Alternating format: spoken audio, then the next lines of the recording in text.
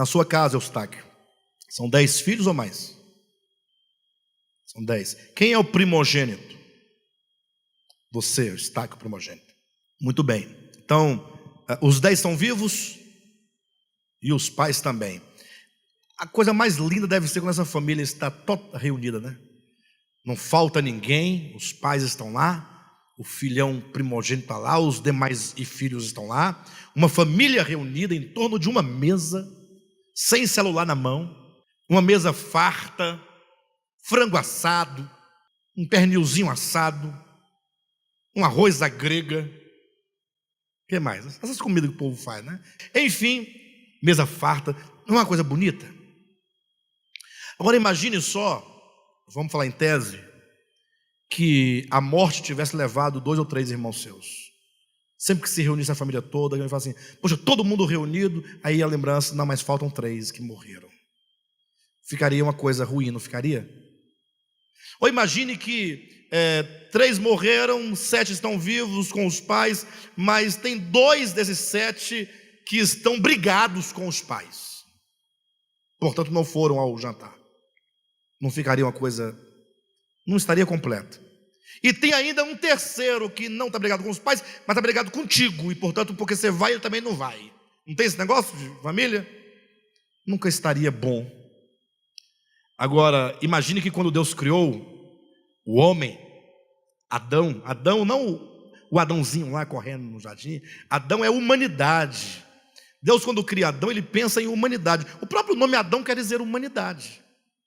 Então, quando Deus cria Adão, Deus está gerando uma grande família. Uma grande família. Uma família, porque Ele é o Pai e nós somos seus filhos, criados à sua imagem e semelhança. E por mais que haja outros seres inteligentes, pelo menos é onde nós podemos entender na Escritura, o homem foi criado à imagem e semelhança de Deus. E isso não é dito de outros seres. De todo modo, vamos então nos restringir no nosso mundo. Essa grande família sofreu um grande problema. Por causa do pecado que entrou no mundo, entrou também a morte. A morte é um problema, é um mal que atinge a humanidade. E esse pecado que entrou também causou muita inimizade entre as criaturas, os filhos e o pai. E os filhos foram embora da casa do pai.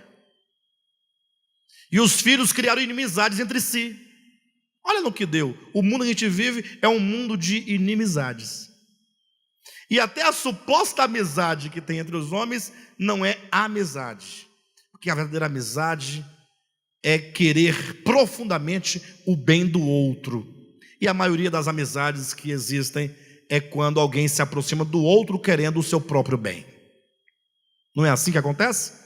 Tanto é que quando o outro frustra a sua vontade, a amizade esfria, vai acabando, dá inimizade por qualquer coisa. Gente que é inimigo por causa de 10 reais. Misericórdia, né?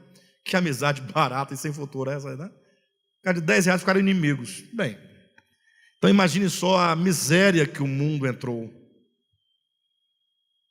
de inimizade. Antes de Deus criar todas as coisas, Ele sabia que o pecado entraria no mundo. Ou não sabia? Ele é onisciente.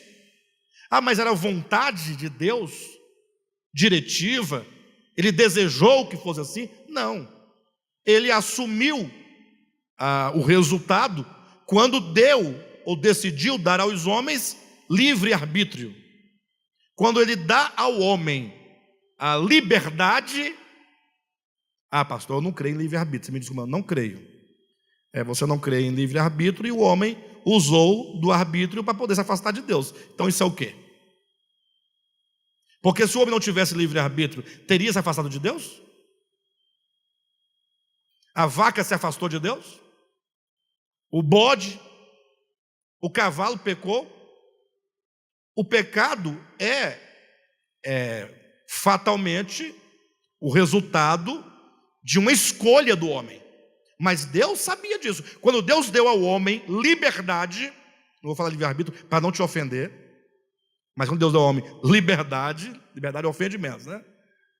Ele sabia que o homem usaria essa liberdade para se afastar dele. Ele sabia disso. Só que, sabendo disso, ele também tem um plano para resolver esse problema. Então, o crente é uma pessoa que, no meio dessa bagunça do pecado, das trevas, ele entendeu, puxa, Deus está lá no princípio, olhando longitudinalmente.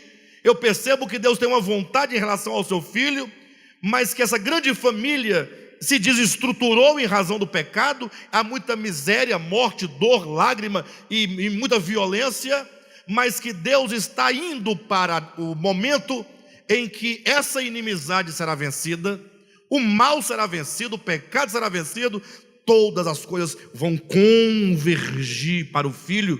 Por que vão convergir? Porque um dia elas foram centrifugadas dele, elas se afastaram dele, e a obra de redenção vai fazer com que essas coisas voltem para o seu eixo, voltem a gravitar em completa harmonia em torno daquele que é o eixo de todas as coisas.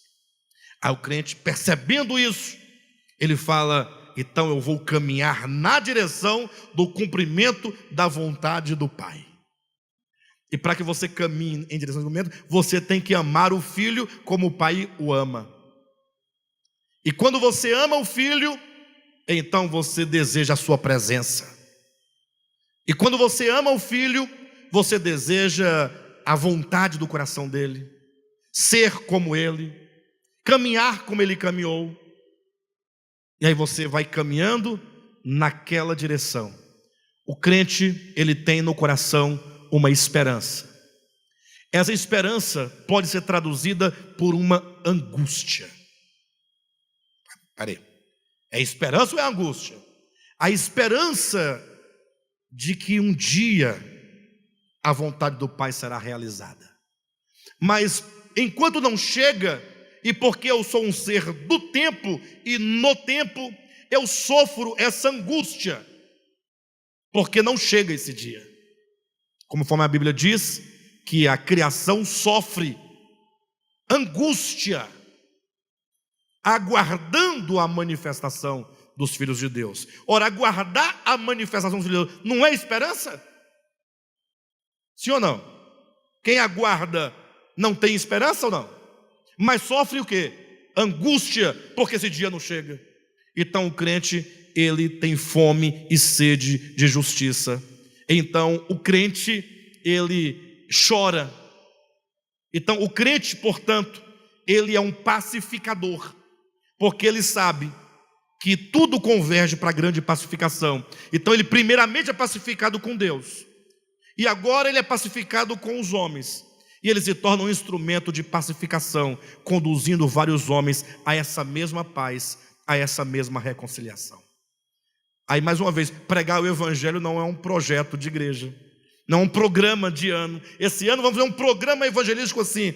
Não, pregar o evangelho é a coisa mais natural que há no coração de um crente que teve a visão do supremo propósito de Deus, porque ele é um pacificador.